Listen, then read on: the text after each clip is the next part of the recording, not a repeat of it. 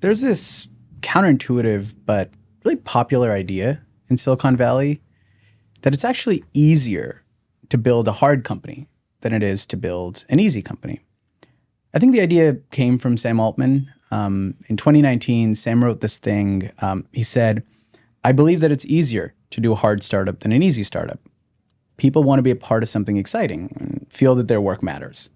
If you are making progress on an important problem, you will have a constant tailwind of people wanting to help you. Let yourself grow more ambitious, and don't be afraid to work on what you really want to work on." When you understand this philosophy, you start to see it all over San Francisco and tech.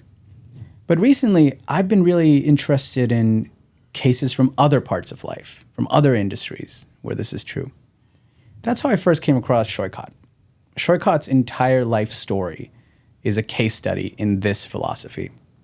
He had a pretty standard start, raised by Indian immigrant parents in Texas, went to a really good school, went to work at Wall Street and eventually Silicon Valley. But in 2016, Saikat made a big move. He left his life in tech to go work for the Bernie Sanders campaign. And fresh off of that Bernie campaign in 2016, Saikat launched this crazy ambitious mission to recruit an entirely new class of Congress in every single district in the country. And even though that mission didn't work out, it resulted in Saikat recruiting AOC. Alexandria Ocasio-Cortez, or Alex as Saikat calls her, was working as a bartender in the Bronx when she met Saikat. And together, they decided to challenge the third highest ranking Democrat in the country, a man that had been in his seat for 20 years. Just the boldness and the enormity of what they were trying to do was so big that it captured everybody's attention. It's all the TV cameras could talk about for months and months. And I think you know how that story went. And weeks after getting elected, AOC and Saikat ran it back, that exact same playbook. They released the Green New Deal, which was an almost shocking piece of legislation in how big and bold it was. The Green New Deal pitched this entire rewiring of the American economy around the idea of climate change. Saikat wrote it. And in 2020, every single Democratic presidential candidate had to come out and show their support for it. Eventually, a lot of people don't realize this, the Green New Deal became the law under President Biden. And now, Saikat's making his next big move. In February of this year, Saikat announced by tweet that he was going to be challenging Nancy Pelosi for her seat in San Francisco. Nancy Pelosi is the most powerful and the most feared Democrat in the country. She's been in her seat for as long as Saikat's been alive. If he wins, he would be one of the youngest people in Congress. I think he would also be the only coder in Congress. If he wins, he's promising to do these really big, bold things. And once again, it's capturing a lot of attention. And that attention is allowing Saikat to build this really incredible grassroots movement. I've been fascinated by how he thinks about things. I've been fascinated by how he thinks about politics and policy. And I just wanted to understand how the gears turn in his brain. That's why I wanted to have this conversation with him. And honestly, after having this conversation, I think we got there. I think I actually understand how he thinks about this stuff. I could not be more excited to present this conversation to you. And now I present you Saikat Chakrabarti. From Wefunder's office on Mission Street in San Francisco, this is Warm Intro. Feel free to swear. Feel free to do whatever. It's a very free-flowing thing. Sounds good. Cool. Any questions? Anything you need? No, I think I'm good to go. Ready to roll? Yeah. Saikat, thank you so much for being on the podcast. Yeah, thanks for having me on. So I've been getting this question a lot I'm trying to think about the exact moment that it started. I don't think it was Bobby Jindal, but it was one of the fellow Indians when they got into politics. I started to get this sort of barrage of, and it does seem to have picked up and definitely picked up with Zohran, of why is it that so many Indian people are not only interested, but so good at this? And I started to get it a lot when people found out that you were going to be on. And the thing I tell everybody is, if you just had dinner at a brown family's home, you would know. Dinner table conversations are so political.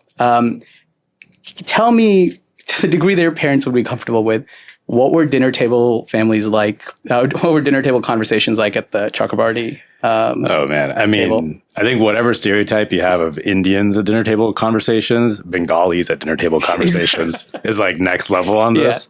Yeah. We have a whole term for just the idea of shooting the shit for hours at a time. It's called adda. You go to someone's house and like you say, I'm going to go there to adda, right? Yeah. and like I think back on, because I actually lived for a year in India when I was 7. So I lived in Calcutta for about a year. And, it's not dinner. It starts with tea in the morning. And people just come in all day. Your door's open, and just the whole day is just people coming in, having tea, having sweets. We got a lot of diabetes in India, and I know why. Yeah. I learned that. And it's just like a constant stream of talking about everything, which of course includes politics all the time, right? Like you're just talking about. Back then it was a communist party that was in power in West Bengal. So everyone's just like, bitching about the Communist Party, but also bitching about the opposition party. It's a lot of bitching about all the parties, to be honest. No one's really happy about anybody in Calcutta. But the most Indian thing is to sit around in a circle and bitch about every political party. Yeah. So, you kind of grow up, I would say like I always think of myself as having grown up apolitical, but literally as I'm talking about this right now, I'm like, I guess I was surrounded by political talk the whole time. Right. Yeah. But it was different I'll say in the US, we didn't talk so much about American politics. And there was always, I think growing up, when you're an immigrant family, there was like a sense of like, you don't talk, you don't want to be beyond your position to an extent, right? You don't want to like push too hard and upset too many people living in Texas as like a brown family, right? Yeah. So I didn't grow up talking about American politics so much, but I did grow up talking a lot about Bengali politics. For people who are interested in this, Google the Bengali Renaissance. To me, everything about it's some of my favorite parts of being Indian are just the Bengali approach to life and politics and just chit chat it's supreme. But to the degree that you can, let's bring this back. Yeah. If you had to guess, what were your parents' politics? Oh, I mean, they were it's weird to say left wing because basically everyone in that era of Bengal grew up with just, a kind of politics of equality, right? Yeah. And I'd say for my parents, they weren't specifically so ideological because there was like a formal left wing in Bengal in the era that my dad was growing up. And I'd say my dad kind of didn't like them because it was sort of like the champagne socialists, they'd show up at the coffee shop and have intellectual debates. But my parents grew up kind of in this period with a lot of struggle, like my dad, especially, he grew up extremely poor. He was, he was kind of a victim of partition, right? So during partition, they divided up India into a bunch of different countries. And my dad was born in Dhaka, and he had to flee overnight with his family at that time. And they settled and squatted in an abandoned dentist's office in Calcutta, a dentist who had also had to flee, the other way, a Muslim dentist. And so they lived there for a while. They often went days without food.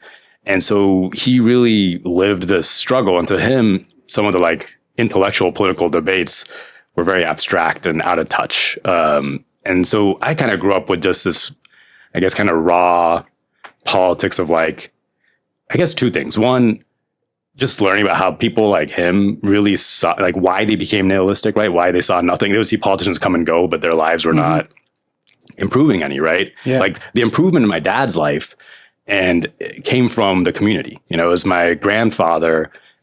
He was a teacher in Dhaka. And so when they had to leave, he actually started a public school in that place where they were squatting, and he taught, the whole community, and a lot of folks kind of got out through education. And it's amazing going back now. I walk around the neighborhood with my dad, and everybody remembers my grandfather. They call out to my dad, and they're still so grateful, right? But I'd say that the other thing, that whole experience, just growing up with the stories of his struggle and of so many people who struggled, and is you just get the sense of life being so random, right? When so many people are having such a hard time, there's so many people that are so talented, so amazing that my dad knew. And it's just like random life circumstances, a random accident, a random whatever can completely derail somebody or it can lead to complete success. Yeah. Right. And so I think that informs a lot of my politics. So I get really upset when I hear people talking about this, like as if there's this strict meritocracy where we exactly know, from the start, who's going to be good, who's going to be bad. And so it really upsets me when we have a society where we're not trying to give as many people as much opportunity as possible because we don't know. We can't be so arrogant as to think we know, right? Yeah. Man, that really strikes a chord with me. I've noticed this thing. It's particularly popular in podcasts recently where people will talk about Americans will talk about how they would do in a war situation. It's like it's a cute conversation for them. And I love that they think it's about whoever did more cold plunges or, takes their supplements on time, as opposed to just the sheer fucking randomness of the death and destruction and just the unfairness of how these things happen. It makes me really angry when I see that, because I think as if it is, not to jump to this too early, but as if all a child in Palestine had to do was just be better at survival skills. Right. Yeah, it's death and destruction is random and chaotic. But anyway, enough of my stuff. I do. So your dad comes to America, and I've heard you tell this story, which is I don't think a lot of Americans even know about this. But talk a little bit about the process through which your dad actually got here. Yeah. I mean, the way my dad ended up coming here was back in the I always say the 1970s. It might have been the 1960s, but I think it was 1970s. The U.S. actually had these immigration offices all over the world where we were recruiting people to come because we had just had, decades of huge income and wealth growth in the country. We had put a man on the moon. We were building the interstate highway system. And we actually had this industrial policy to try to recruit immigrants to help, do all these jobs that we needed them for. And so my dad's friend took him to one of these offices in Calcutta. And this staffer there pitched him on the American dream. The way my dad tells us, he was just so skeptical because he's this poor guy. He didn't have a pair of jeans, or anything like that. And he shows up. There's air conditioning. He's like, "What the fuck's this? Why is the air cold here?" And then was it Americans working at this office? Yeah, it was this white lady, and then this nice person is being nice to him, which is also very destabilizing, and trying to pitch him on coming to America, pitching him on the American dream, right? And he kind of just signed up for a visa on the spot. Didn't think too much about it. And then I think a few years later, he was working in Jadavpur, which is a town outside Calcutta, and he got a visa in the mail, and it was kind of almost like a golden ticket, right? And so it was a big decision for him because when you grow up like that, all he had was his family and his community there. And this decision to just leave, there's no cell phones. There's no way to stay in touch with your family once you leave everything behind. A lot of the folks in his family, I think, were really against it, because they, to them, it was such a risk because he was one of the few who had made it out and was earning a stable income at the time. But I think it was this promise of coming to the US was so great. People were willing to take this just blind leap of faith and just show up and see what happens. And that's literally what he did. He just showed up. He slept on his friend's couch for a couple of weeks in New Jersey, walked around Manhattan with a resume in his pocket and landed a job like that. It's completely insane. How do you think he feels about America, or how do you think he felt about America in those early days? He loved it. Yeah. Honestly, my whole childhood was us going on these epic road trips to national parks, eating McDonald's and sleeping in Motel 6s, right? Yeah. And to him, that was kind of America also was the cheapest vacation you could find, right? But that was, I think, his vision of the US was sort of it's freedom, right? You come here, you make money, and yes, part of it is that's, him coming here was able to lift my whole family in India out of poverty as well, right? But it was this freedom to be able to be who you are, do what you want to do, and go where you want to go. But yeah, he loved it. Wow. This is another thing that I think gets lost in the immigration debate very often is, my wife is the daughter of Chinese immigrants, grew up in LA. in the Kobe era. Their weekends, every single weekend, was going to the beach and barbecuing and flipping burgers. I don't think they realize just how deeply American most immigrants are. Yeah. I'm going to address this because it's going to, there's so much background noise, more than we've ever had on any episode. We'll do our best to take it out, but if it isn't taken out, just know it's shot in the Mission in San Francisco. It's whatever you're getting, it's raw. This is uncut. But yeah, I don't think it's people really realize how, like, and I'm not making this even as a political point, just as an observation. The most patriotic people I know, like the kind of people that wear an American flag on a sweater, those people are all immigrants. I mean, it's chosen converts, right? Yes. It's people who chose to be here and chose to be American. Yeah. I often compare it to the girl in high school who most tried to convert me to Christianity, like literally every single day, was this Indian girl who had converted to Christianity as a high schooler. She was the biggest zealot. That's the equivalent of people who choose to come to America and be American, right?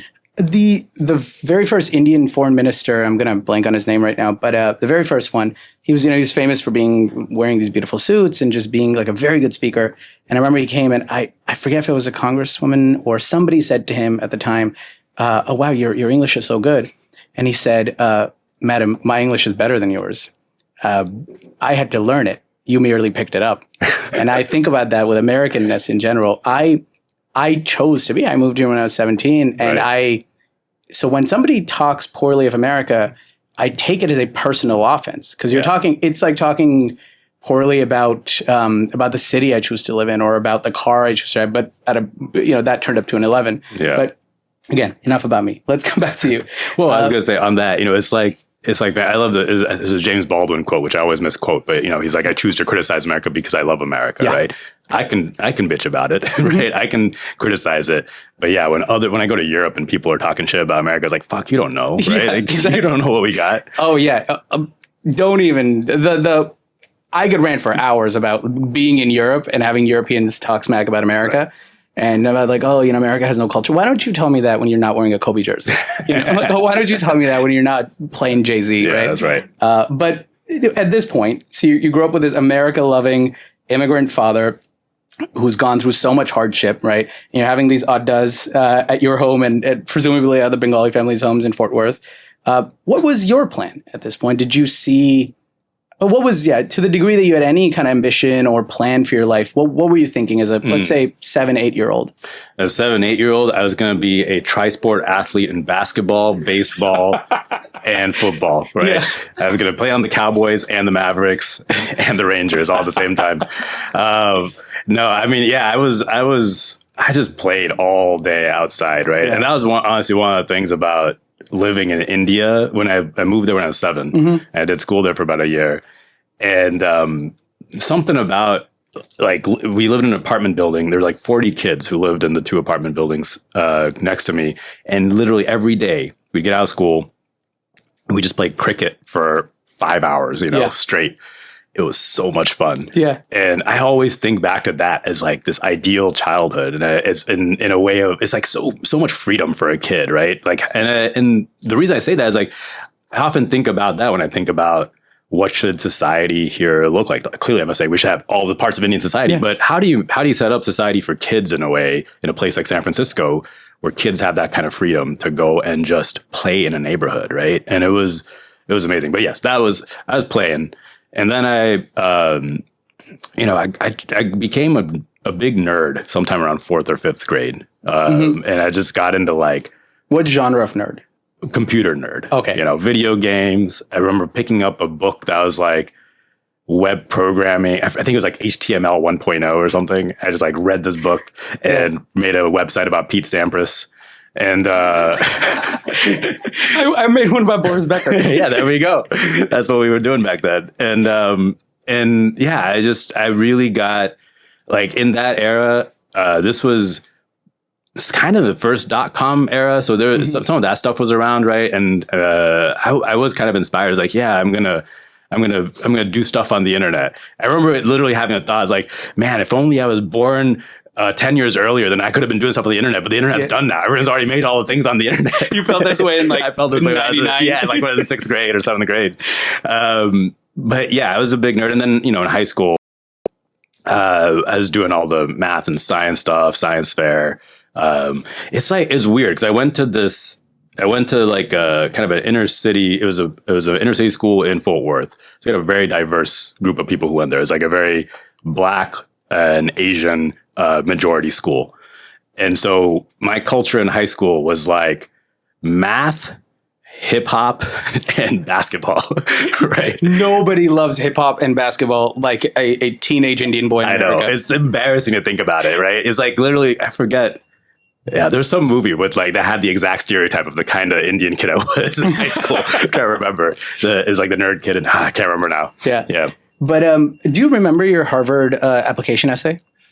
No, I applied on the common application. I remember that. They used to have a common application to apply to like 12 schools or something. Do you have if you had to guess, what do you think you wrote about?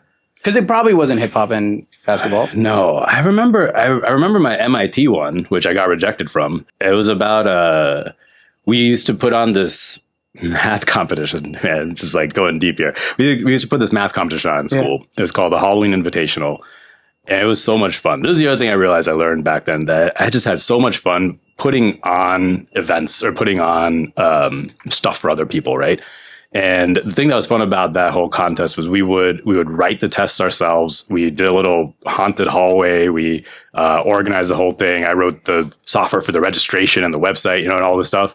And it was like a dumb story about how the day of the event, the teacher's back room got locked, and all the stuff was back there. And I like climbed the door to go get the stuff. I broke my glasses in the process. Oh, wow. And so then I had to do this thing. So it's a story of hardship, like having to do this thing without my glasses for the day. But now I'm like... And you're telling me they said no to this essay? I'm realizing why they said no to this essay. Yeah. Dude, this whole... We didn't expect this when I started the podcast. This is now me revealing my own... If people weren't watching this video, just how Indian I am. Because I have asked every single guest that went to a really good school how they got into that really good school. You are the first person who's asked me that, which is revealing to me how Indian you are. Yeah. Well, it's also, I think to me, what is interesting about it, because I was telling you, we've had a lot of people in this sort of age bracket, our generation.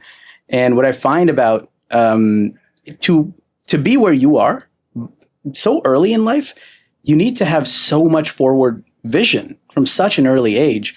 And I think like it especially shows up when, they take a 17-year-old and they stick a college application in their face.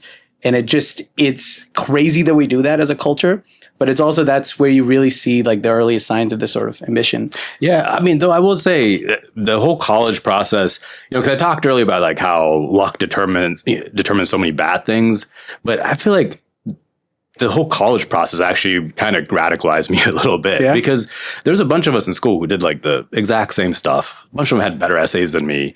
We all applied to Harvard, and just like a random selection of us got in, right? Mm-hmm. And to some extent, getting into a school like that is basically like this ticket. You're just like, you're going to be able to get a job afterwards. You're going to be set. And other friends of mine, who did the same stuff, got into other schools, perfectly fine schools, but they had to work, try much harder. And I know they're just as smart as I am. I know they work just as hard as I did. And yeah, I think that actually left a real impact on me on just how random some of this stuff is. Yeah. Right. I think you have this incredible arc, right? And I'm going to compress a lot here, but because I'm trying to arrive at a point. I want to get your thoughts on this. You are raised by these parents who've had seen incredible hardship. And then all of a sudden, you go to Harvard, come out of Harvard, you work at Bridgewater. You go from Bridgewater, you work at, I'm sure I'm glossing over many things here, and you go work at Stripe. And you are all of a sudden in the deepest, that is the heart of American wealth, right? Like those three places.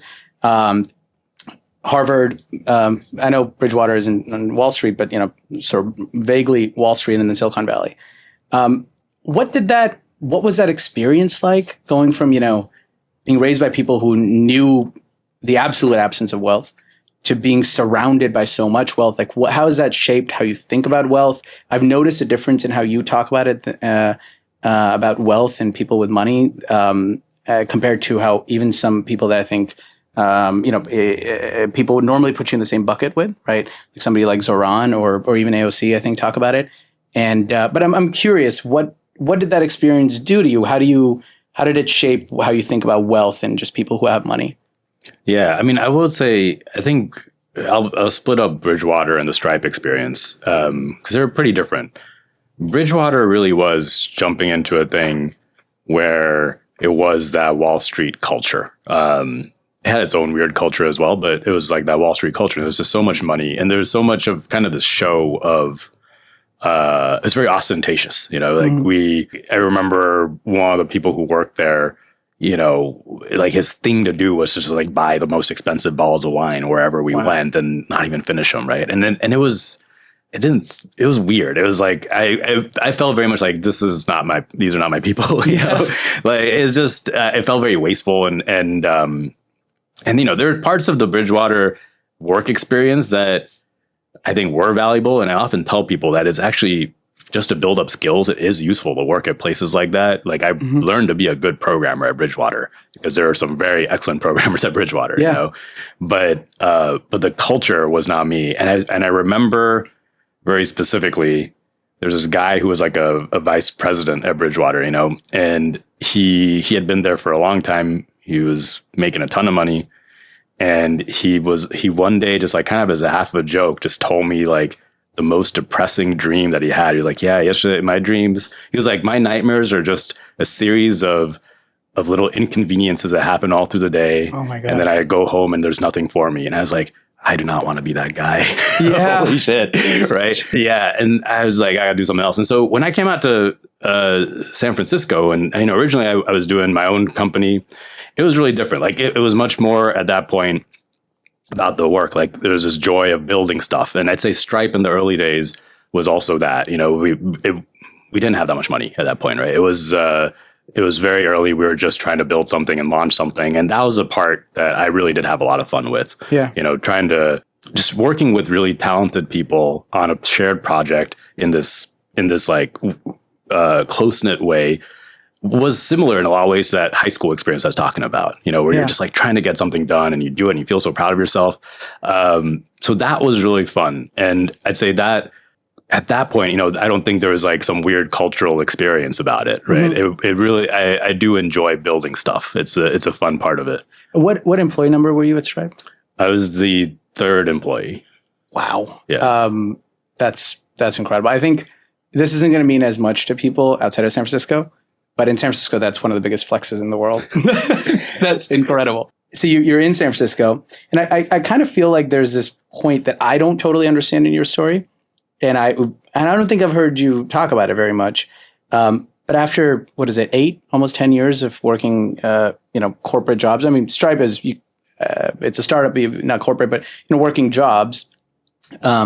You decide to go and join the Sanders campaign, the Sanders 2016 campaign. What was that?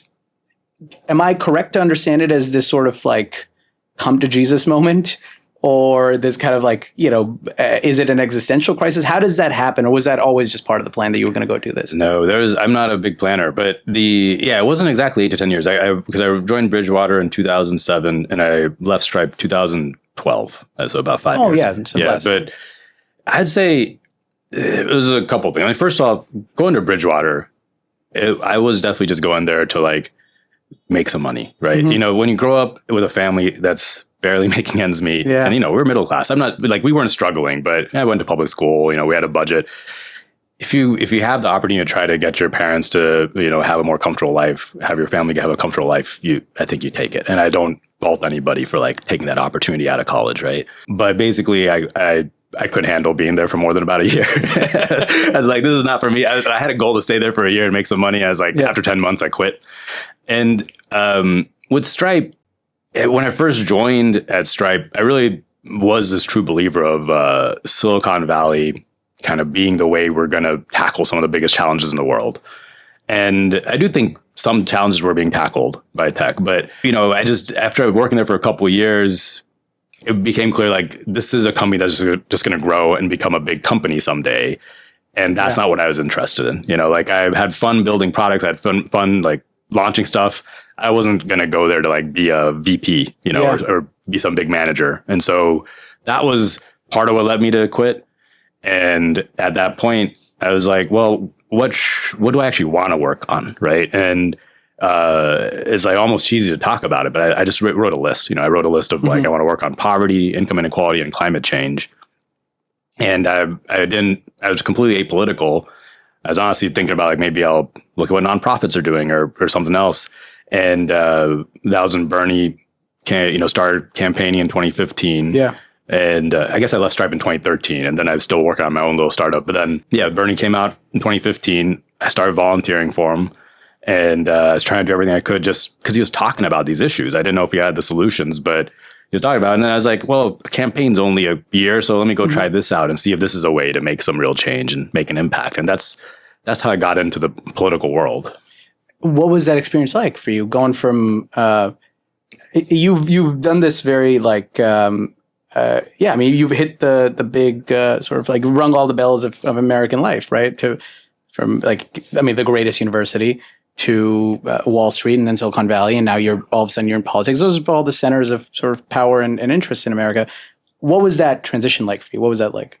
I'd say, I always like to go into anything when I'm changing like changing, doing something new with just an approach of trying to learn everything. Like I knew going into Bernie's campaign, I didn't know anything about campaigning. So I just kind of, kept my mouth shut and tried to help as much as I could.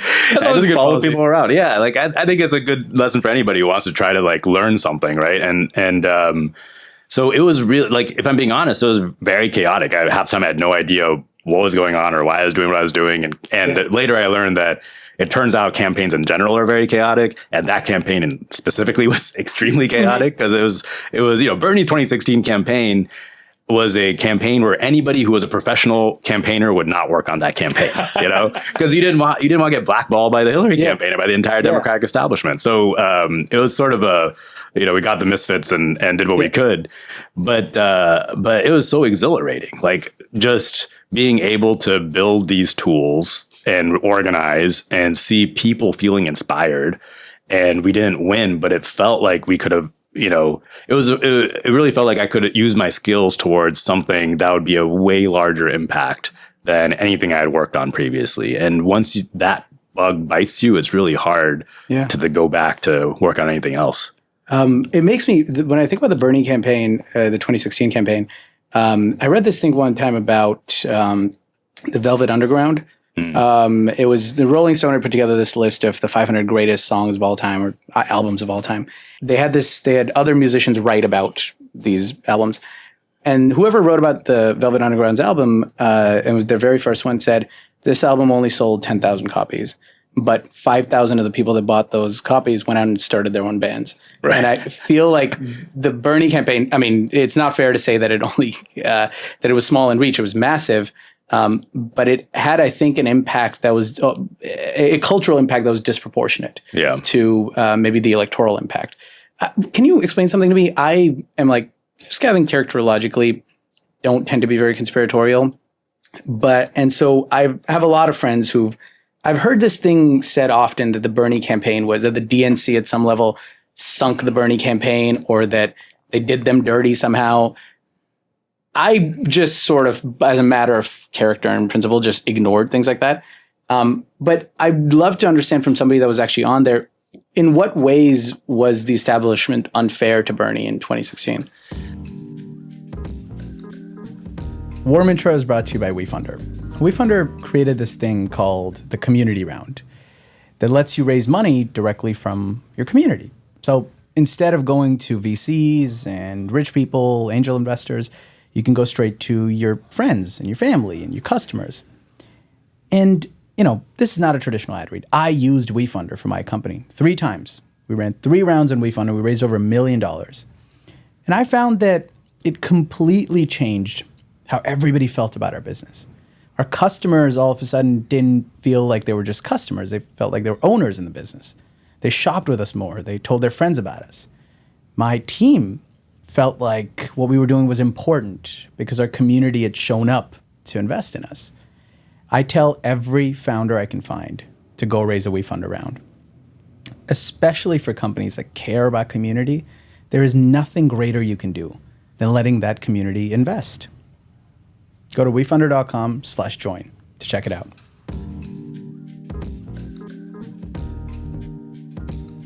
Yeah, that's a good question.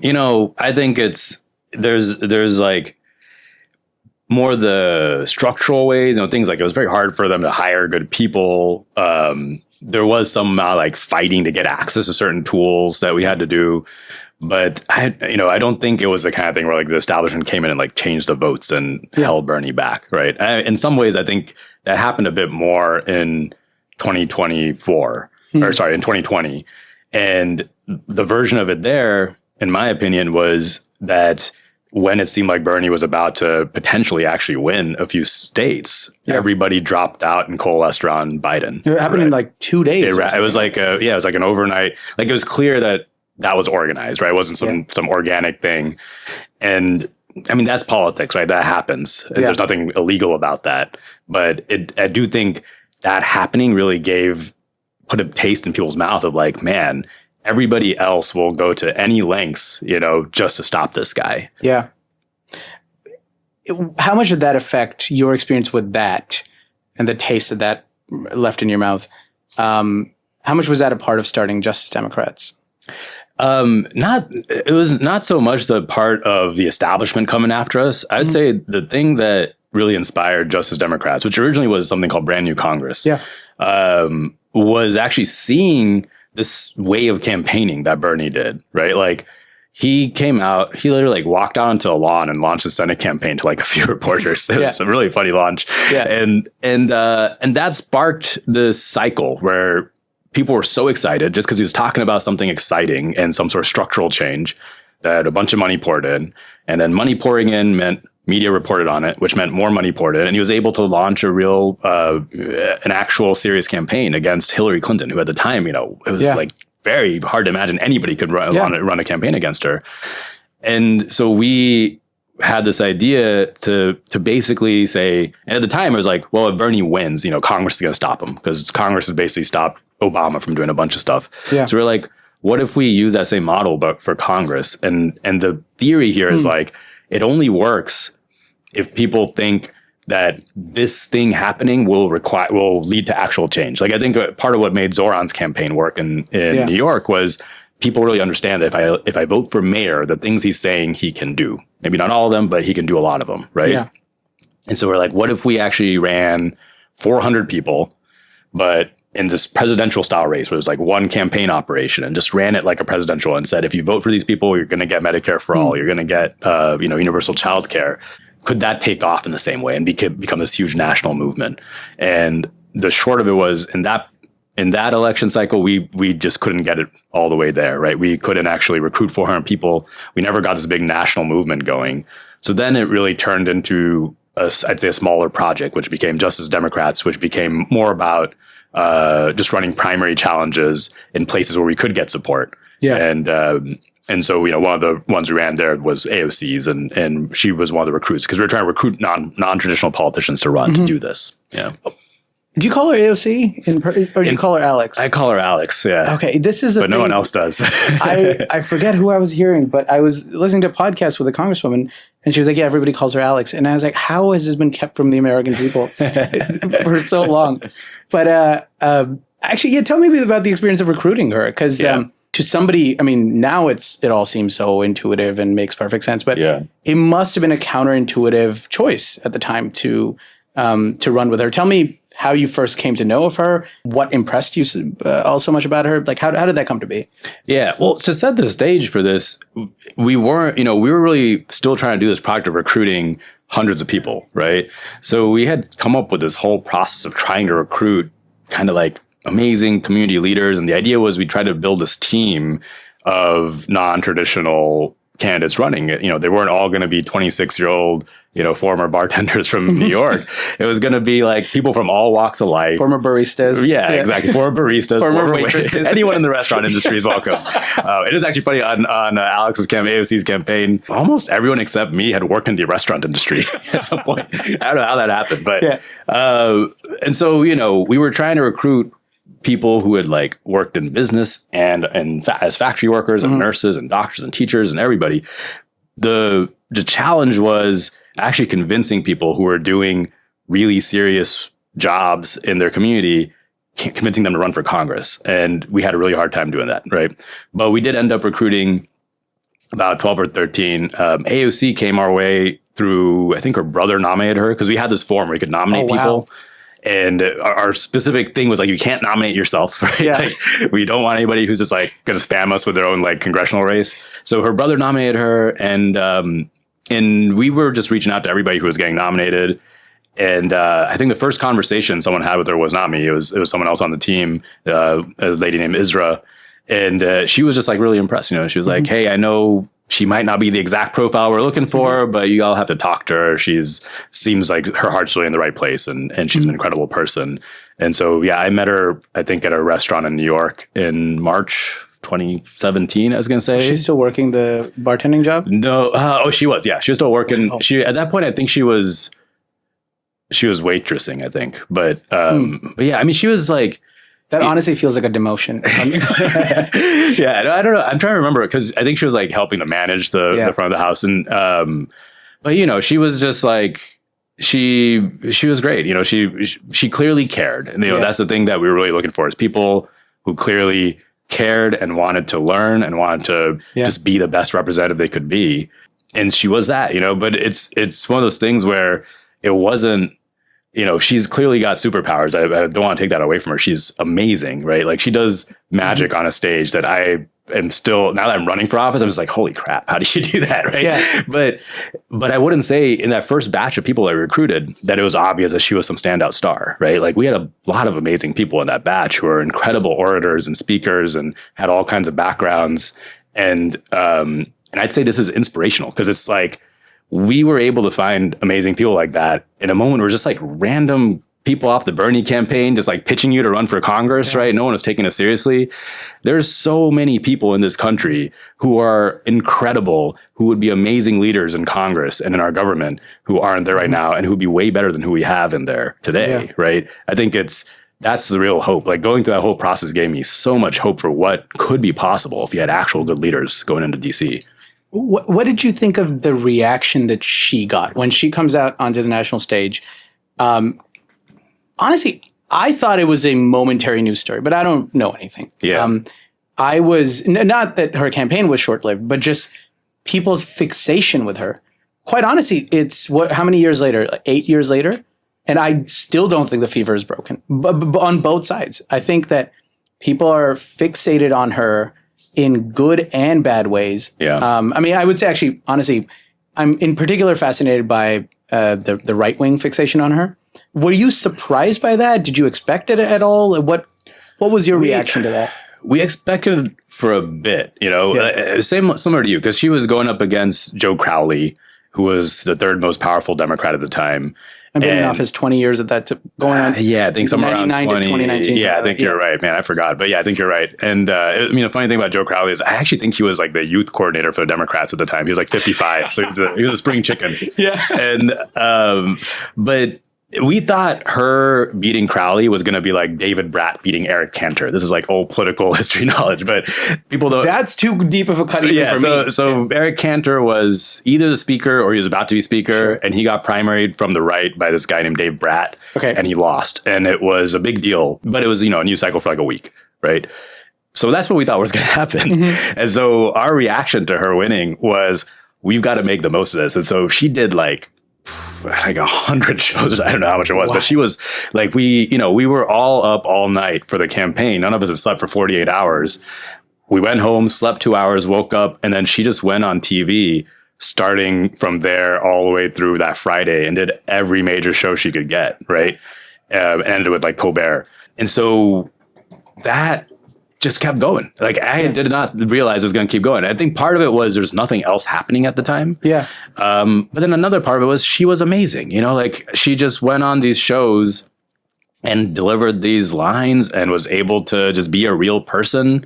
And people were able to connect to her in a way that I think was so refreshing. It was just like a glass of cold water in the middle of this Trump era, you know? And I think people couldn't have enough. And I think the right reacted to that with genuine fear. You know, they're like, oh my God, here we've got an actual talented politician who's actually connecting with people. She's a threat. We got to start attacking her right away. Yeah. Right? Do you think the attacks on her, and I'm going to later in this thing, I'm going to ask you about Zohran too. Do you think the attacks hurt her, or do you think they helped her more than they hurt her? It's really hard to know. You know, I mean, they certainly upped her profile. And I think her ability to react to it so well and spar back, I think really solidified her identity as this fighter. You know, she's not going to just take it. She punches back. Yeah. And people want to see that, right? People want to see that in Democrats. So in that sense, I think it really helped her in the Democratic Party.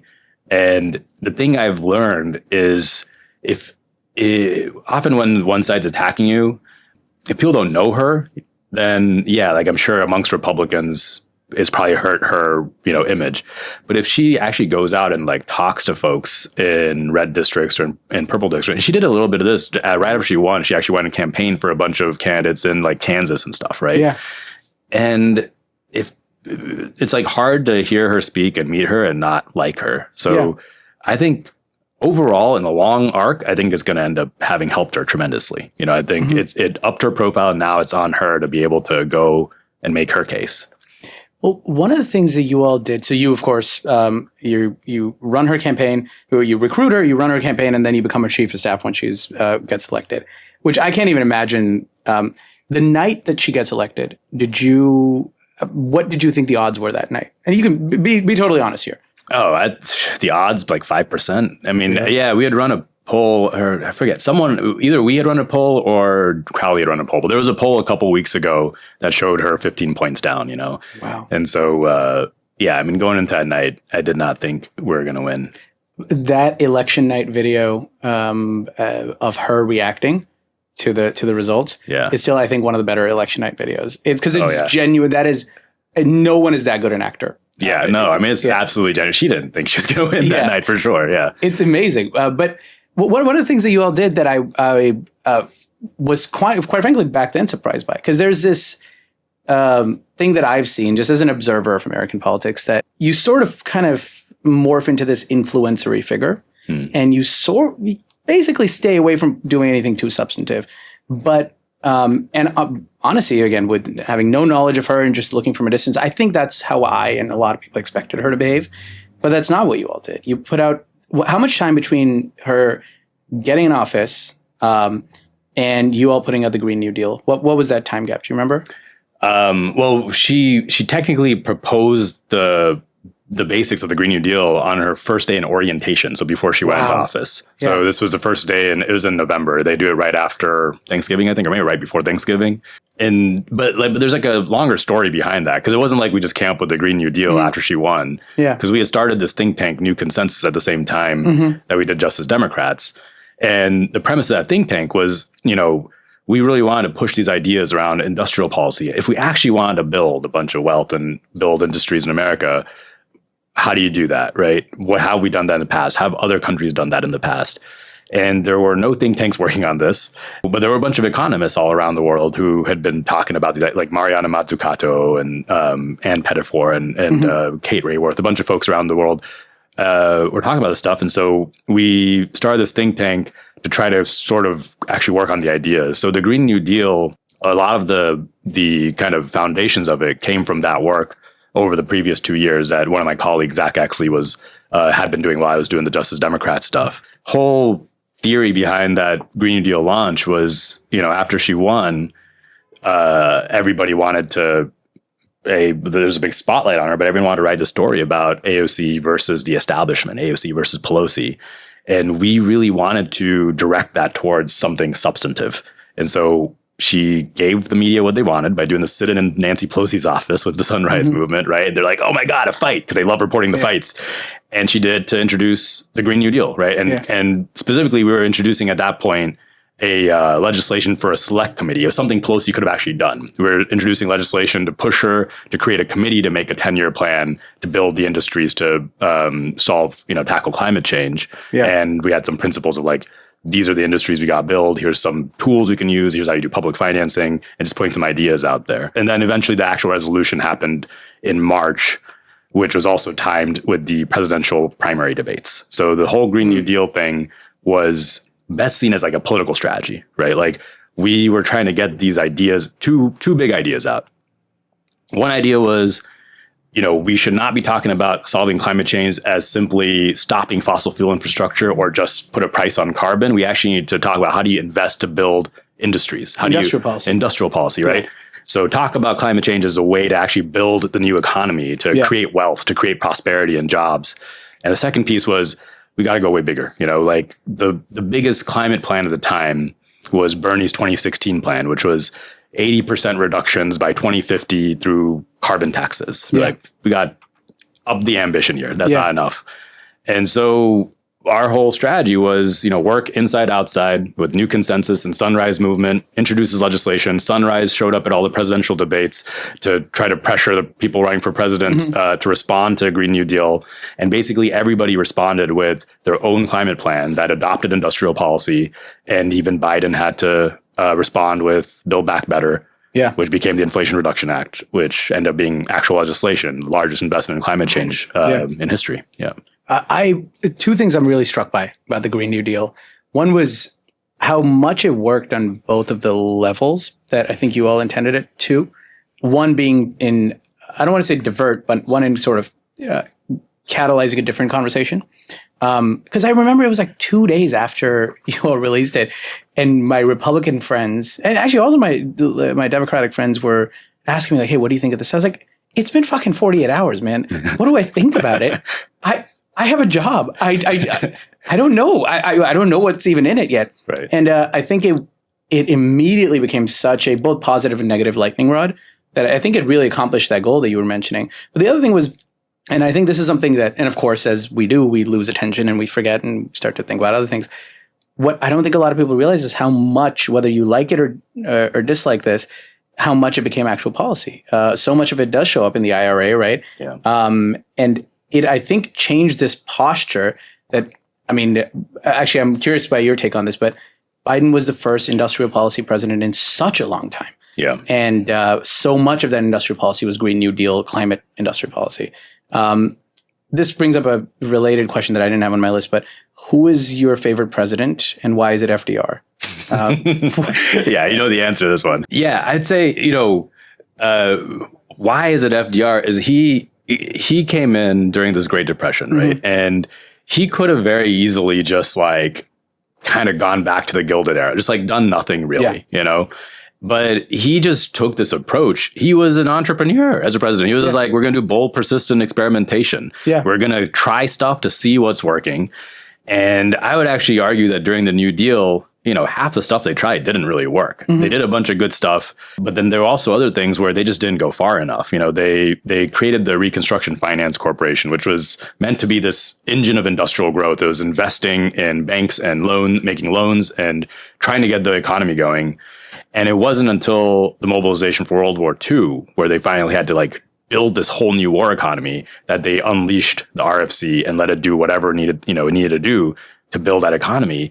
And he kind of took this sclerotic economy that wasn't able to produce anything and turned into this like industrial powerhouse and basically created the playbook that every other country that developed in the post-war period, whether you look at Europe or all the Asian countries, they copied that playbook, I think is just such a visionary thing. I mean, I don't think it all came from him, but he led in such an amazing, there's this great book about his leadership style called The Defining Moment. It's his first 100 days of being president. But he led in this way where he wasn't some genius, but he kind of knew how to get the right experts in power or in the right places and trust them to an extent, but also like check, right?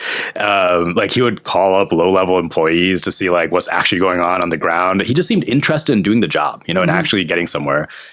And he organized, like he put the country on this mission and he actually organized society to do it. And I think it's like, he was the last president who really showed us how you get a country unstuck, because we were so stuck in the Great Depression. And so many arguments that I hear today about why we can't do it now, were present back then. Like when because I hear arguments like, oh, we're a rich country now. We can't develop at that scale anymore. Everyone was making that same argument back then. America was a rich country relatively back then, right? And people were saying, the problem was maybe that we've overdeveloped. We have too much industry. We have too much manufacturing, right?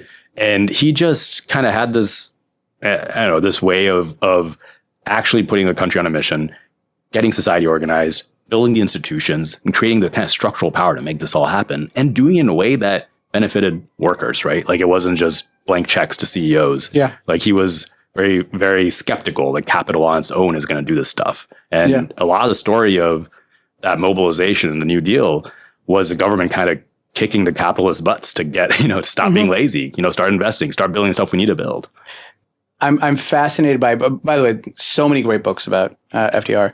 One of my favorites is John Meacham wrote this book about him and Winston Churchill. And I forget if it's called Winston and Franklin or Franklin and Winston, but whichever one it is, I think it's the same thing. Like when people like the job, they're better at the job. And I mean, I don't know the guy. I don't know if he liked being president, but he was interested in doing a good job.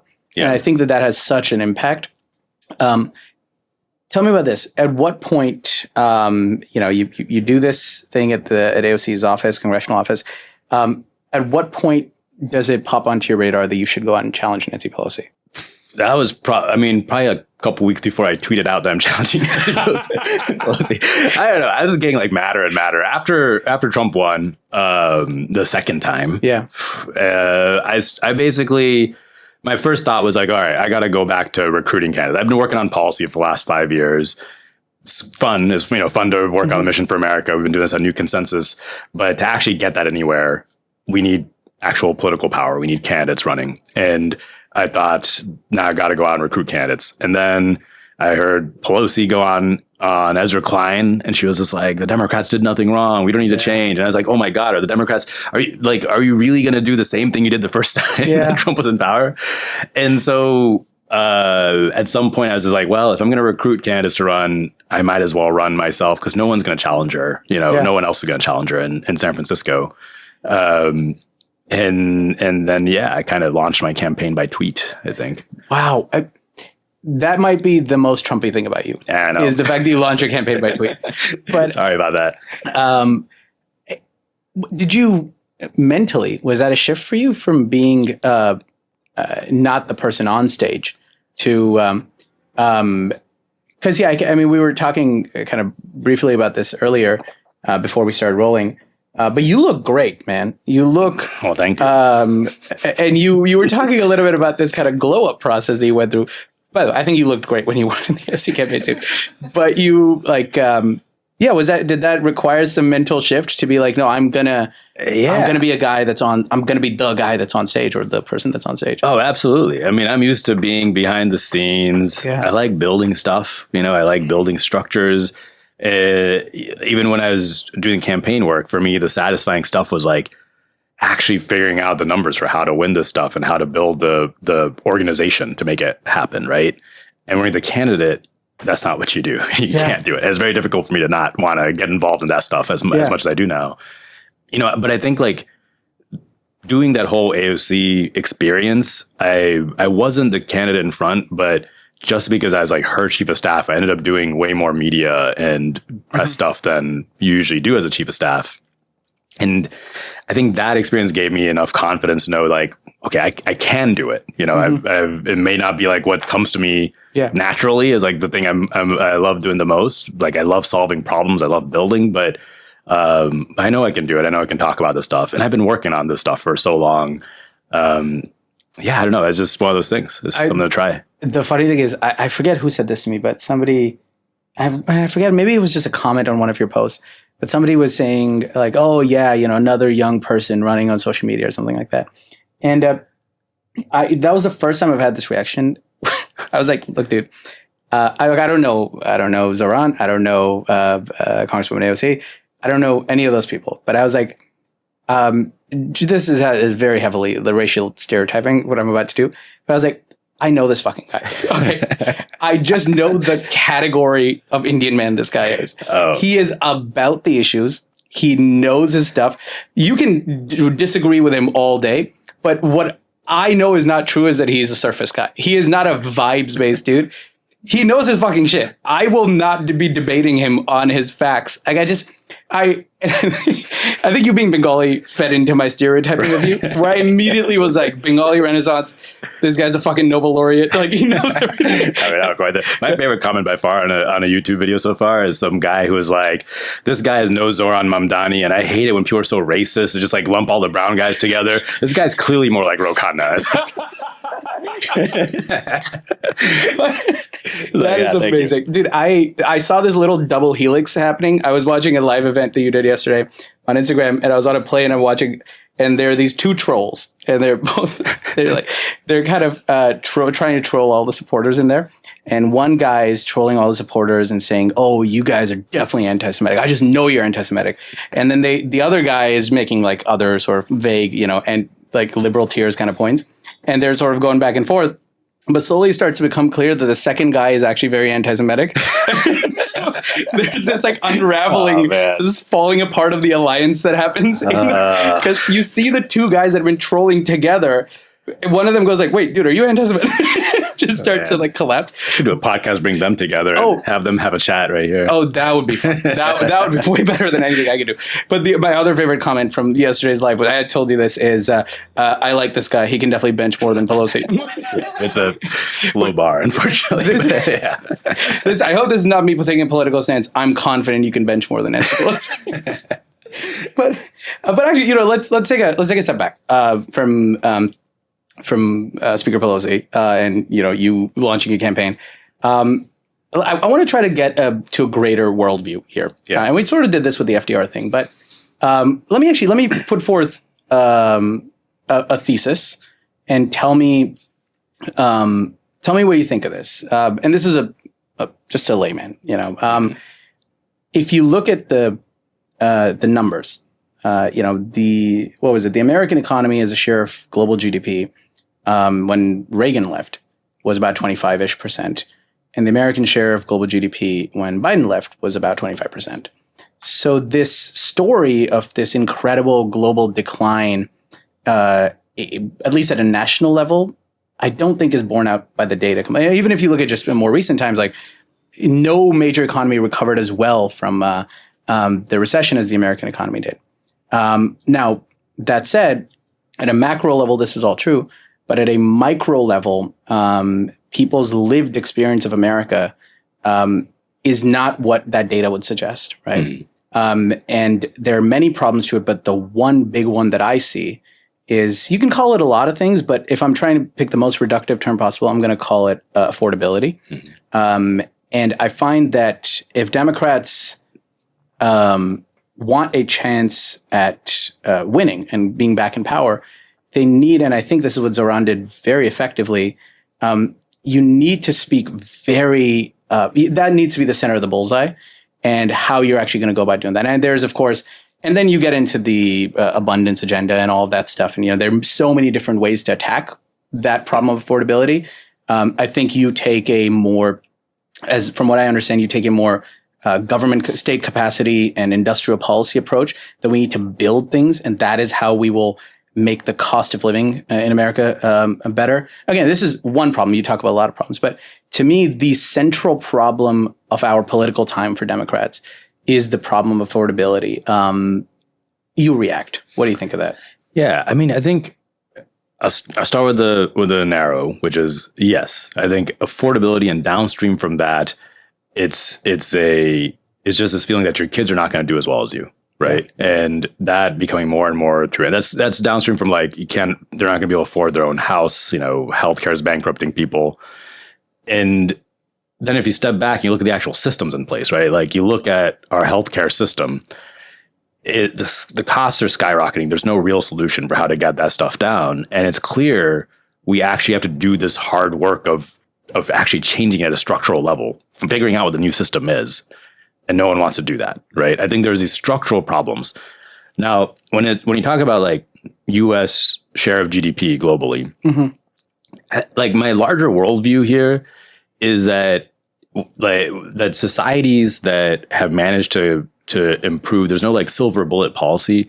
Societies have managed to improve the lives of their people and get people out of poverty and develop and do all this stuff. It's just this like process of you actually really try to do it. You know, it's, if you look at China, it's like, what was China's policy to get millions of people out of poverty? And a lot of it is just like, they kept picking targets and they went at it with intention. They built institutions to make it happen. And then they try to figure out what the bottlenecks were along the way. And it's really kind of, it's like, if you're building a company, this is how you do it, right? Like if you're trying to ship a product, you don't set some policies and set incentives for your employees and hope a product gets shipped. It's like the will of leadership actually matters quite a bit, and you have to keep going, right? So I just think that there's like all these countries go through these phases, or all the countries currently have gone through these phases where they did this huge amount of investment and this whole operation to build up infrastructure, build up housing, and build up industries. All, you know, at some point during the 20th century. This happened in every European country, every, you know, Asian country that's developed today. And after they got rich, we kind of are coasting off the wealth that we built. And I think with the US, yes, there's sectors that have like really, you know, tech has been a sector that's built a lot of wealth, has been in these pockets. But for a big part of the country, I think the reason the lived experience has gotten poorer and poorer is because they've gotten poorer and poorer, right? Yeah. And we haven't done the project of saying, well, what are we going to build there, right? And it's not just going to naturally going to pop up on its own. That's part of it. The second part that I think is a sign of American decline is I do think we're starting to, you know, for a long time, we had this huge edge on research and development, on being on the cutting edge of stuff. Even if we're not the ones manufacturing everything, we're at least inventing things.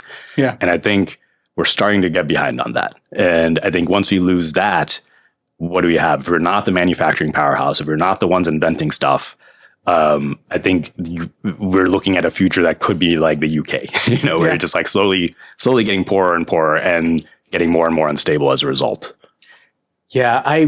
I think one thing that happened, especially that sort of feeds into this, is, you know, when I was going to school, when I was going to Berkeley, the thing that everybody, and I'm sure, you know, you and I are around the same age, every young, ambitious person wanted to go and work and live in China and wanted to see what it was like. And at some point, we just stopped doing that. And the COVID really sort of affected that. So it's created this perception, you know, of China, but at a broader level of the world, that I think a lot of Americans are very misinformed about how far along the tech into these other countries is. I mean, going to China in pieces feels like being in the future. And again, their use of state capacity, their use of their whole approach to making cities compete over new technologies, right, and like picking those out and picking them out well. You don't really get a sense for American decline until you step out of America. Yeah. And I think it's a very powerful experience. Like I go to even, you know, I've had to fly a lot this year, and I was at O'Hare and I was at LAX and I was at JFK just a couple days ago. And I was just thinking about what the experience of if it was my first time in America and I showed up and JFK was my first door in America. Right. I would think a lot of things, but one of the clear feelings I would have would be this is a declining power. Yeah. We were the first to build airports at this scale. I think I'm picking airports as an example of what you're saying. We were so far ahead of the curve, and we were the first to really have massive commercial aviation. So we built these great airports and everything. We built them a little too close to our cities. And then all of a sudden what you have is like the rest of the world catches up, and, you know, they almost had the benefit of building them later, and they kind of had a sense for how things were rolling. But at this point, we just keep adding attachments to JFK instead of just having the power to go, no, fuck this. We're going to have a world-class airport. Yeah. I mean, if all you saw of the world were its airports, you would think America was a dying nation. Right. And I think it just speaks to our belief that we can do big things has been really meaningfully hampered, I think. Yeah. I mean, the thing that really upsets me is I remember 10 years ago when we were talking about like cars in China, or car manufacturing in China, right? everyone was just so sure, like, yeah, they're never going to catch up. Their technology is never going to be there. And then as soon as they caught up and their cars are now better than ours, everyone's like, well, we can never beat them. I was like, come on. Why? Like, they did this in 10 years. Why can't we? Like, we're so far ahead. And but that to me, that feeling that like clearly we are helpless, that to me is like the big problem, And I think that means that whenever we see a big problem in front of us, like our healthcare system, our housing crisis, our, affordability crisis anywhere, we can only think of small solutions, and we can only think, we have this one shot to try this one thing. And if it doesn't work, we're screwed. It's the opposite of what FDR did with bold, persistent experimentation, right? China really operates their country as an entrepreneurial state. They're constantly trying things. They try to make sure thousands of companies, I think I heard recently, even with AI, the DeepSeek thing happened, but now they're funding thousands of companies to try to compete, to create this little like fitness lab, right? For all the companies to just outdo each other.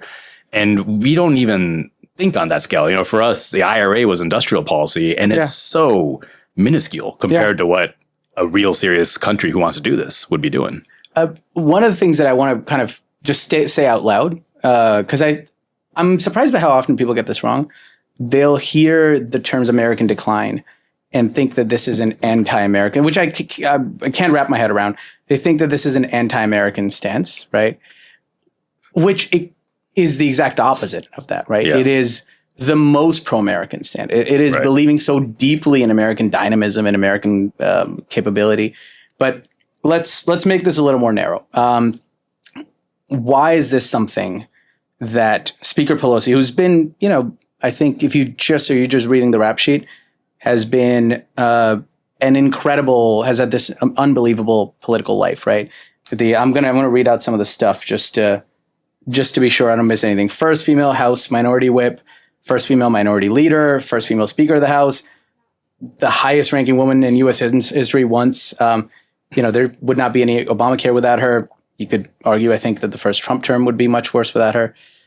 Why are these things that she is incapable of taking on, you think? I think her position and her kind of experience in politics makes it so that she kind of has to sort of be not conservative in a Republican sense, but be conservative in terms of the ideas. She can, just be careful. She has to keep her caucus in line, right? That's her skill, is kind of holding the status quo intact. And I think part of it also comes from her feeling, I assume, of just knowing her Republican colleagues for so long. She went in there in 1987, and Republicans still believed in democracy. You were 2 years old? I was one. Yeah. I'm nearly 40 now. But, her Republicans back then, they believed in democracy, believed in climate change. And I really think she and a lot of Democrats think that they're just under the spell of Trump right now, or they're going to come back around any moment now. If we just beat Trump, the Republicans are going to come back and work together on climate change. And I just feel like that whole thing is dead. And I think she is someone who really doesn't like bigger structural new ideas taking hold, because she sees them as kind of a threat. She's like, that might lead us to lose. We saw this with the Green New Deal. When we launched it, her reaction to the Green New Deal was to call it the Green New Dream and try to attack it, right? Instead of trying to figure out a way to promote it or make it part of what they're trying to do in the caucus. And so I just think we're at this point, like the way I sort of view our history is, we kind of had this FDR era from the New Deal to, pretty much late 70s, and we had stagflation, and that kind of led rise to the Reagan era, and in these eras, both parties have to govern within the confines of that era. Eisenhower governed as like a New Deal Republican. Clinton, I'd say, governed as kind of a Reaganite Democrat, right? And I think that Reagan era really collapsed with the Great Recession, and I'd say the failed war in Iraq and then the Great Recession, people they just lost faith in the adults in the room and in the institutions, and people have been voting for new ideas every single chance they get. I think Obama was really like, was hope and change, right? He campaigned on Main Street, not Wall Street. Trump was that again, right, in 2016. And so I really think the battle right now is to define what the next political era will be. Is it going to be this Trump MAGA right era where this is the confines in which we govern, or do we have something to offer that's the I would say our vision should be, what do we do to actually build, to invest and develop America, to build stuff in America in a way that is going to make people prosperous and really prove the point that we can do this in a democratic way. We don't have to just do tariffs, which isn't going to do it anyway, right? Yeah. And authoritarianism to do it. Give me your theory of victory here. And you're an engineer. I'm most of the way. I dropped out, but I can took most of the classes. We got Claude code and stuff now. You can do it. We're good. but let's even get into the numbers if you want to. But actually, even before going into the numbers, if I had to guess, at some level, it seems like the most likely path to victory here for you would be that Speaker Pelosi looks at what happened in New York, looks at her own incredible and illustrious career, and says, you know what, fuck it, it's just not worth it at 85 to do this. And like, if it's even kind of close, like, well, how is that worth it? And she just says, you know what, let him have it. Am I right that is the most likely path? She's not going to let me have it. Are you kidding me? Yeah, no. I mean, I think there's definitely a chance she steps down. Yeah. I have no idea what's in her mind, right? Like, it's hard for me to imagine she would step down and not have someone she wants in that seat after her for a while. I know people have been talking about her daughter potentially, but I really don't know. I mean, I feel like one thing I've learned in all my years in politics is people who spend a lot of time in politics think completely differently from how I think. And so I don't even try to guess what they're trying to think. Well, tell me your theory of victory. Tell me how you think about this. What's the path there? Well, I mean, I honestly think my theory of victory is just that I think we're in this moment where stuff can change really. Like, there's a huge appetite for change and things can change really fast. If there's anything I've learned over the last 10 years is that political sentiment is shifting faster and faster and faster, right? And right now we've got, the appetite for change in the Democratic Party, I think completely dwarfs what I saw in 2018 when AOC won and that whole race happened, because people are just so pissed off that Democrats allowed Trump to win. I think people are really mad at the current Democratic Party. They're looking for what comes next. What's the actual answer to that?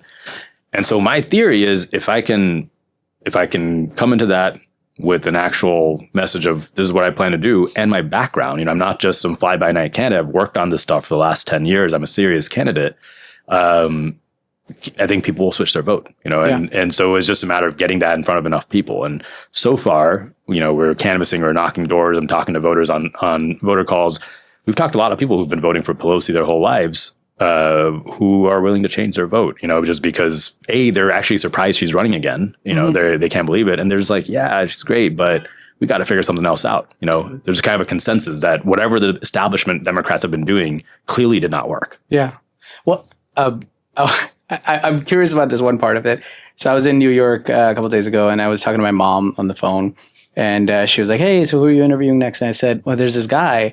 He's Indian, and he's Indian American, and he's running for office against this really famous politician in the Democratic Party." And my dad, who's the most brown dad thing from a distance, he goes, "Oh, I know this guy. Bum Donnie." And I was like, "No, it's not Bum Donnie, Dad." There's literally a mic drop moment where he spells his name. Yeah, exactly. I wanted to send him that clip. But at some level, as I'm curious about how the Mamdani victory, because the point of bringing that up was the abstracted out details of what you're doing are very similar. And though I don't love that guy's comment, he's no Mamdani, he might be a Rokana. Like, I'm not trying to do that. But I do think that there's, you can take the Indian thing out of it. I think like, what you're attempting to do here is I think just as bold, if not bolder, quite frankly. How did what happened in New York, how did that affect your calculus of how likely this is? I mean, it certainly helped the campaign, right? Like anytime there's some sort of victory, against the establishment, it sort of proves that something's possible. Like, I think the biggest impediment to winning this campaign is largely people not thinking it can happen. It's this weird self-fulfilling prophecy. Like the more people that think it can happen, the more likely it is to happen. Right. And that's so much of just what campaign theory is. You show momentum, then more people take it seriously.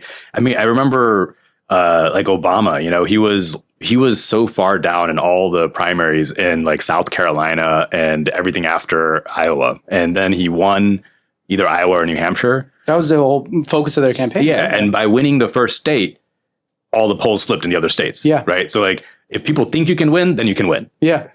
And so from that sense, just Zohran going up against Cuomo, and it's different in a lot of ways. So I want to be clear about that. But him going against Cuomo and watching the entire Democratic political establishment kind of circle the wagons around Cuomo. They brought Bill Clinton out, you know, and all this stuff. And then him still winning and none of that mattering. It really proved that this is possible. Right. And I did see a big surge in people signing up and, you know, really? People, like I think my social media doubled overnight from Zohran winning. Yeah. Wow. I'm curious about, well, did you knew him personally before this? No, I've never met Zohran. Really? Yeah. Well, I had this interesting, and I think a lot of people have had this sort of like, a lot of brown people have had this particular experience with him where we kind of vaguely became aware of him and we saw the videos of him talking in Bangla and Hindi and Spanish. And, you know, we all thought it was cool. And the graphic design and all of that was just really, I think, spoke to us. But, you know, I would say I was Zohran curious at best. Yeah. And some of his policies I disagreed with. Some I thought were interesting. You know, I just didn't really have too much of an opinion. But then he goes out and he pulls off this incredible upset. And just as a sports fan, if nothing else, I was like, this is something. This is something I need to pay attention to. You know, he beats the scion of this incredible political family, right, and this empire. But then after he gets elected, the intensity and the cruelty, the grossness of the backlash that he gets took me from somebody that, again, I still don't know where I'm at on his policies, but I feel so protective of the man. They made him darker and they made his beard bigger, and they said that he should get deported because he eats rice with his hands. And it just pissed me off so much. And I actually, you know what? If you have anything to say about it, feel free to add it. But what I want to talk about actually is when they did this to you with the T-shirt. Oh, yeah. Can we? Are you cool talking about this? I'm cool talking about the T-shirt. All right. Well, there's this thing that if you're not Indian or if you're not Bangla, you will not relate to. Yeah. But there is not a child in a Bengali family that grows up without seeing Bose's face everywhere. Yeah. Right? I'm actually, you know, I'm doing my best to describe the story, but tell me. I mostly want to get your feelings around what happened. You know, was it during the AOC campaign? When was it? Yeah, it was during. It was during the AOC. So you should probably give context about this. You so give basically, the details, not me. Yeah. Yeah. So basically, for context, I wore a shirt with Subhash Chandra Bose's face on it, and I got so much attack. You know, so many people were like attacking me for wearing this shirt because it turns out at some point Subhash Chandra Bose shook Hitler's hand. Right. And so I must be an anti-Semite. And so for context of like where this whole thing even came from, this is why nobody normal ever freaking runs for anything. Yes. Right. Like, so for me, growing up as a Bengali, like Bose is such a household name in Bengal, but also in India. Like the airport flying into Calcutta is called Netaji Subhash Chandra Bose Airport. Right. And you drive around Calcutta and there's posters of his face everywhere. So growing up, at some point, someone just gave me this T-shirt. You know, I didn't really know very much about him other than he was a freedom fighter. He fought for Indian, independence. He was revolutionary, and the airport's named after him. Mm-hmm. And so like the story of the picture is I was going to a Netroots conference. And this was a T-shirt I had in my closet, and I put it on, and someone took a picture. Yeah. You know, that's how these pictures get taken, and then it becomes this big thing. And the story of like why he ends up meeting with Hitler, which of course I don't think he should have done. You know, but the context for that was Churchill was instigating a mass famine in Calcutta that killed you know people estimated between 1 million and 2 million people. It was a huge deal. And so this was during, in the middle of the Indian Revolution while they were trying to get independence from the British. And Bose's philosophy, he was in some ways kind of like the Malcolm X to Gandhi's Martin Luther King, right? Absolutely. Like he was the one who wanted to actually use force to try to get independence. And and you can kind of understand where he was coming from because like millions of Bengalis were being slaughtered.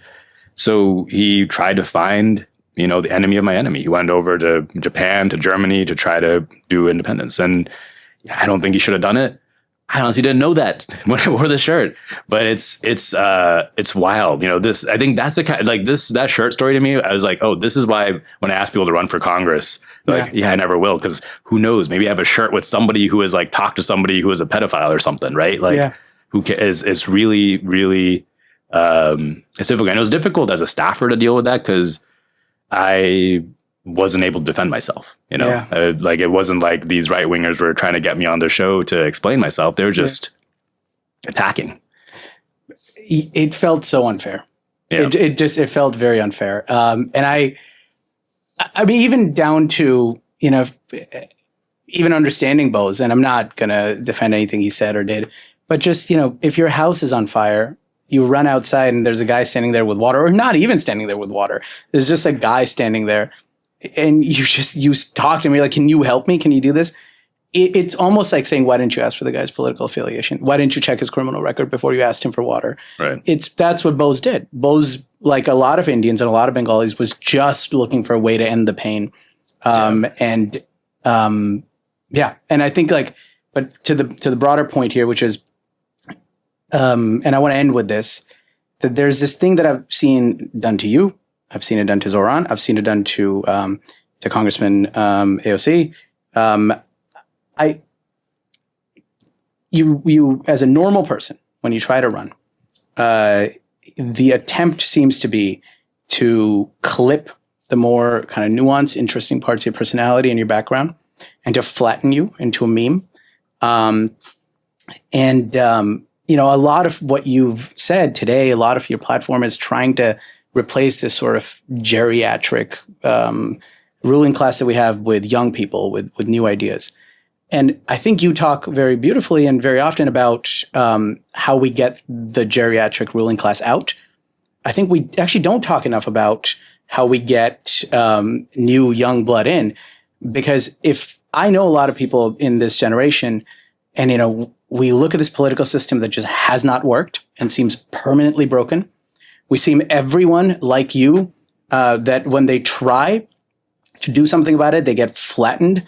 The people, they sort of circle the wagons around whatever status quo exists, even if they 6 months ago were shitting on that status quo. And they do everything they can to ruin your life. And most of the time it doesn't work. Yeah. So I guess my point is, what advice would you have? What tips would you have for somebody that's young, cares deeply about this country, like I do, like a lot of my friends do, but feel scared to do what you've done? Any advice would be helpful. I have two pieces of advice, I guess. One, I know this is true for AOC. I assume this is probably true for Zohran. It's definitely true for me. Yeah, you're going to get all the negativity online, but I think it's really important actually to find the places where you have support and find the things that encourage you to keep going, right? Like, because if you just talk to people in your community, if you try to do a people-powered campaign where you're going out, you're meeting people, at first it's very scary, but having people get to know you and then having other people come out and vouch for you as a result is really satisfying, right? And it's like you're always trying to keep the negativity from trying to define you. Well, that means you have to find something else to define you, right? And that's going to be the people who are supporting you, the people you're trying to actually win at the end of the day. And I know that was like a big source of what kept Alex going, or AOC going, right? Is she would just continuously just be in her community, do these events, and talk to people. And it was even the little things, like we would be walking around and be like, the delivery driver driving by, stopping by and being like, just keep going, we got your back. And that really helps, and that, I think that's a big part of why you can keep going. It is really positive. It's like, it's such a positive experience to go through that and find that kind of support. The other part is the reason I keep, I'm trying to do it again. I'm trying to do the brand new Congress thing again, where I'm trying to recruit people to run. I'm trying to build a slate of people who are going to go in there, because I really suspect that, like me, a lot of people who actually want to solve this stuff don't want to go in there to do politics. You want to go in there to actually solve these problems, right? Yeah. And I'm hoping that if you have a team of people who are going in with that mindset, that's how we actually get it done, right? That's actually, it's in both in terms of how we get the problem solved, but also how we recruit the people to join. If I know you're not going to want to run by yourself, but what if you're running with 100 other people who actually, if all of you get in, you can do something, right? It's going to be bigger than you.